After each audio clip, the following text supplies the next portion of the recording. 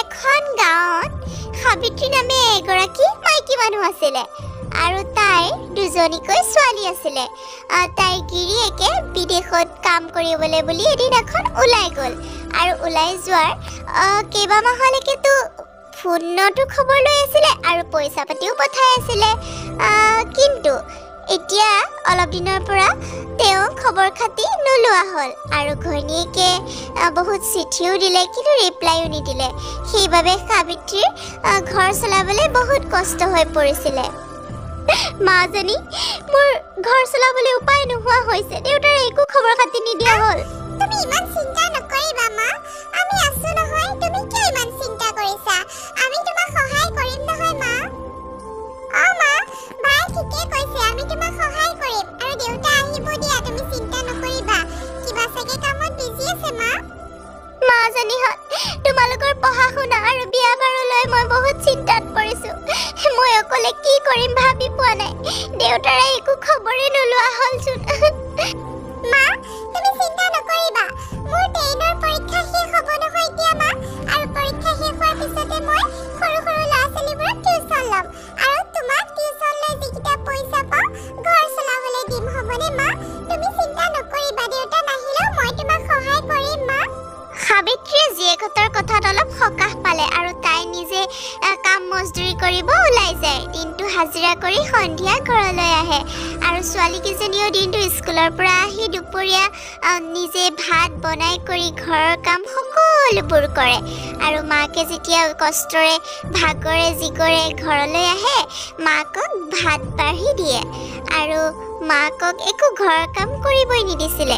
ডাঙৰ ছোৱালীজনী যেতিয়া পৰীক্ষা শেষ হ'ল তাই সৰু সৰু ল'ৰা ছোৱালীবোৰক টিউচন ল'ব আৰম্ভ কৰিলে আৰু সেই পইচাৰে মাকক ঘৰ চলাবলৈ বুলি দিলে। মাকে বহুতখিনি সকাহ পালে ঘৰ চলোৱাত। ডাঙৰ ছোৱালীজনী যেতিয়া মেট্ৰিকৰ ৰিজাল্ট আহিলে তাই হাইষ্ট নাম্বাৰ লৈ পাছ কৰিছে, মানে বহুত ভাল ৰিজাল্ট কৰিলে আৰু মাকে তাকে দেখি বহুত আনন্দ পালে। আৰু সৰুজনীও তেনেকৈ আছিলে, বহুত চোকা আছিলে পঢ়াত। তাইও বায়েকৰ নিচিনাই সকলোতে ফাৰ্ষ্ট আহিছিলে, ক্লাছৰ ভিতৰতো ফাৰ্ষ্ট হৈছিলে। মাকে দুয়োজনী ছোৱালীকে লৈ বহুত গৌৰৱ কৰিছিলে, বহুত সুখী আছিলে দুয়োজনী ৰিজাল্টবোৰ লৈ। এনেকৈ দিনবোৰ বাগৰি গ'ল। এদিনাখন মানে গোটেই ভাৰততে খবৰ আহিলে যে কৰোণাৰ কাৰণে গোটেই কলেজ স্কুল দোকান চহৰ চববোৰ বন্ধ হ'ব আৰু বন্ধ হোৱাৰ পিছত সাবিত্ৰী বহুত চিন্তাত পৰিলে। তাই যিখিনি জমা ধন আছিলে গোটেইবোৰ এটা এটাকৈ খৰচ হ'ব ধৰিলে। তাই এতিয়া ঘৰ চলোৱাত আকৌ অসুবিধা হৈ পৰিলে। কেনেকৈ ঘৰ চলাব তাকে ভাবি চিন্তি আছিলে আৰু তিনিওজনী মাক জীয়েকে কেনেকৈ চলিব তিনিওজনীয়ে আলোচনা কৰাত লাগিলে। এদিনাখন বায়েক ভনীয়েক দুয়োজনী যেতিয়া সকলোবোৰ বন্ধ আছিলে তাৰ মাজতে কেতিয়াবা খুলি দিছিলে আৰু অলপ সময়ৰ কাৰণেহে খোলা হৈছিলে আৰু দুয়োজনী বায়েক ভনীয়েক বজাৰলৈ বুলি ওলাই গ'ল কিছুমান শাক পাচলি প্ৰয়োজনীয় সামগ্ৰী কিনিবলৈ বুলি। আৰু তাই বজাৰত যাওঁতে দেখিলে প্ৰধানমন্ত্ৰীয়ে ভাষণ দি আছিলে যে সকলোবোৰ আত্মনিৰ্ভৰশীল হ'ব লাগে আৰু তাই মনতে ভাবিলে ময়ো কিবা এটা কৰি আত্মনিৰ্ভৰশীল হ'ব পৰা হয়। আৰু তেতিয়া দেখিলে সকলোৱে মুখত মাস্ক মাৰি আছে। সিহঁতৰ মাস্ক নাছিল বাবে চুনিখনকে মাস্ক হিচাপে মাৰি ল'লে আৰু তাই এখন মাস্ক কিনি ঘৰলৈ লৈ আনিলে। মাজনী, তোমালোকে আকৌ মাস্ক কিনি পইচাটো কিয় খৰচ কৰিলানো? তোমালোকে চোন চুনিখন মুখত মাৰিয়ে গৈছিলা। পইচাটো এনেই খৰচ কৰিব নালাগিছিল নহয়, মাস্কখন আনি পেলাই কিয় কিনিলা মাজনী?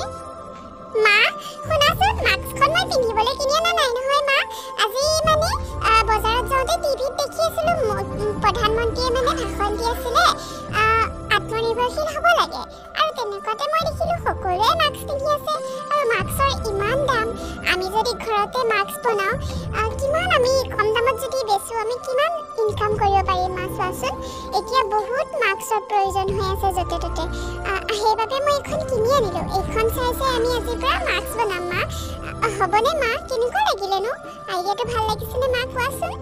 জীয়েকৰ কথা শুনি সাবিত্ৰীয়ে বৰ আনন্দ পালে আৰু ঘৰতে থকা বস্তুবোৰ লৈ তেওঁলোকে মাস্ক বনোৱাত লাগি গ'ল আৰু তিনিওজনীয়ে মিলি মাস্ক বনোৱা আৰম্ভ কৰিলে আৰু দুইজনী জীয়েকে গৈ বজাৰত কম দামত মাস্কখিনি বেচি থৈ আহে আৰু সিহঁতৰ এনেকৈ বহুতখিনি ইনকাম হৈছে তাই মাকে যেতিয়া বনাই ঘৰতো বেচে ঘৰৰ পৰা মানুহে নিবলৈ আহে সিহঁতৰ মাস্কবোৰ বহুত প্ৰচলিত হৈ গ'ল সকলোকে বেচিব পৰা হৈ গ'ল আৰু এনেকৈ দুইজনী ছোৱালী ডাঙৰো হৈ গ'ল এতিয়া ডাঙৰ ছোৱালীজনীয়ে কাৰণ স্কলাৰশ্বিপ পাইছিলে তাই বহুত ভালকৈ পাছ কৰিছিলে সেইবাবে তাই এতিয়া চৰকাৰী চাকৰিৰ কাৰণে পূৰা পঢ়াত মনোযোগ দিছে আৰু সৰুজনীয়েও ডক্তৰ হ'ব বিচাৰিছিলে সেইবাবে তাই বহুত চোকা আছিলে আৰু সেইবাবে তাই এখন চেম্বাৰত কাম কৰিছিলে সহায়ক হিচাপে ডক্টৰৰ লগত আৰু ডক্টৰজনে তাইক কামত পচন্দ হৈ তাইক স্কলাৰশ্বিপ দিয়ালে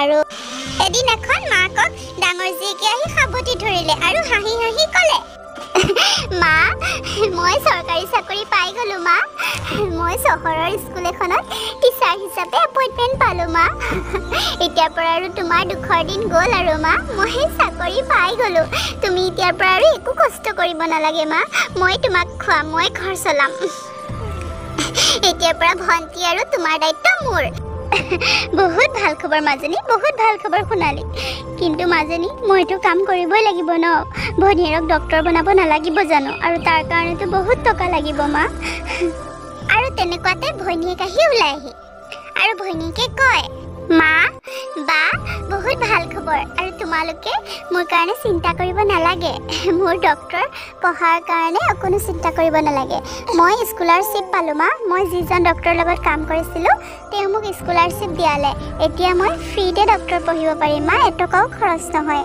তোমালোকে মোৰ কাৰণে অকণো চিন্তা কৰিব নালাগে কি বহুত ভাল খবৰ দেখোন মাজনী দুইজনীয়ে মোক বহুত ভাল খবৰ দিলা আজি বহুত ভাল লাগিলে শুনি মোৰ নিচিনা চাগে সুখী মাক কোনোৱেই নাই মই বহুত আনন্দ পাইছোঁ মাজনী আৰু ভগৱানক গৈয়ে তিনিওজনীয়ে ধন্যবাদ জনালে ভগৱানে যে ইমানখিনি সহায় কৰিলে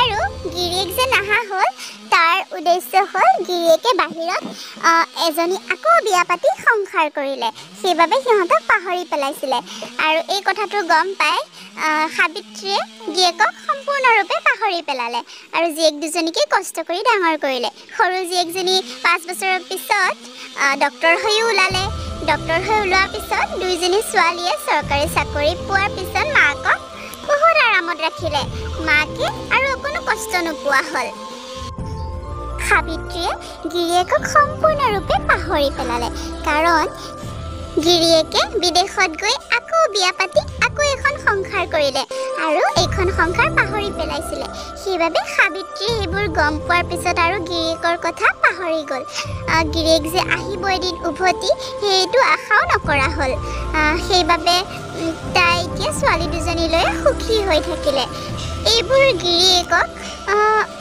মনত পেলাইনো কি কৰিব ভালেই হ'ল